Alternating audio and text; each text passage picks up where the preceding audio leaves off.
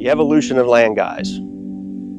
I was outfitting in Brown County, Illinois, like I said, about 17 years ago, 18 years ago maybe now. And Scott Whittington was a broker for Cabela's Properties in Springfield. And every time he would get a listing in my neck of the woods, he would call me for information. What's the deer herd like? What are the neighbors like? Is there anything going on I need to know about so he can inform his clients? So this relationship went on for about a year. And then I got approached by another real estate company to get my license and come to work for them. So I started my real estate classes and was really close to finishing them. And I got a phone call from Scott and he says, "Hey, I got to let you know something. I'm starting my own real estate company." And I said, "Well, I got to let you know something. I'm almost done my real estate classes and I've been approached to go to work for somebody." And he says, "Well," he's like, "I don't think you ought to do that." He says, "I think you ought to just come to work for me and we'll just build this company together." And I said, "Okay, that sounds like a plan." When I first started LandGuys, I didn't really have a grand master plan. I just knew I wanted to be in the rural real estate market. I was living in a rural area and I'd been making friends with farmers and got talking with them, and the concept, the idea of being able to buy an investment that one could hunt on, grow crops on, and get a return, that intrigued me. And then through the process, I kept seeing new ways I could help sellers find more buyers, and that was motivating to keep taking it to the next level. I started meeting like-minded people. That's when I met Toby and Donnie. They had been through the buying and selling process, and the time I had met them, they were actually going through the selling process. And Toby had already started a process of getting licensed, and Don had been thinking about it.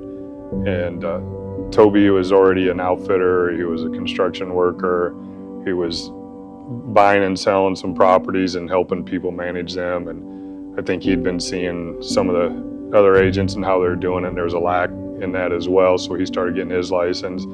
Don had obviously been through the process of buying and selling, and we just hit it off when I met both of them, and kind of got talking about things that we could do. Donnie actually ended up selling his business, moving to a completely brand new area and setting up shop without even having a listing or anything. So not nerve-wracking on my part at all, but there was a lot of trial and error in those days, but luckily they believed in me and kept saying, "Tell us what to do and let's do it." But through it all, we had the exact same values of integrity and doing what is best for the client. And that is the foundation of what LandGuys has become today. When I first started with LandGuys with Scott, we had a pretty particular idea on how we wanted to shape the company's visual presence in the market.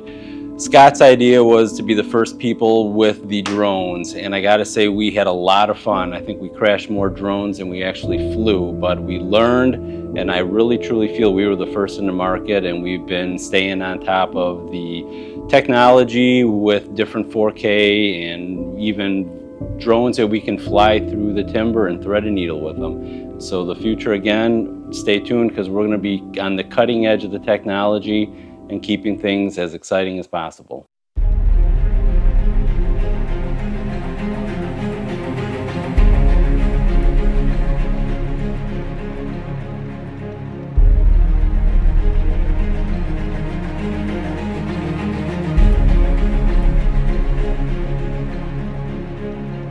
Under Scott's leadership, LandGuys has grown into something much bigger than just rural real estate brokerage. Scott saw the potential early on. He recognized that the rural real estate really needed a fresh innovation approach. His vision for cutting-edge marketing, like aerial photography and video, changed the way properties were showcased. But beyond the technology, it's Scott's focus on building lasting relationships that has truly shaped the company LandGuys. His belief that every client should feel heard and valued has created a culture where clients trust us, not just for one sale, but for a lifetime of land decisions.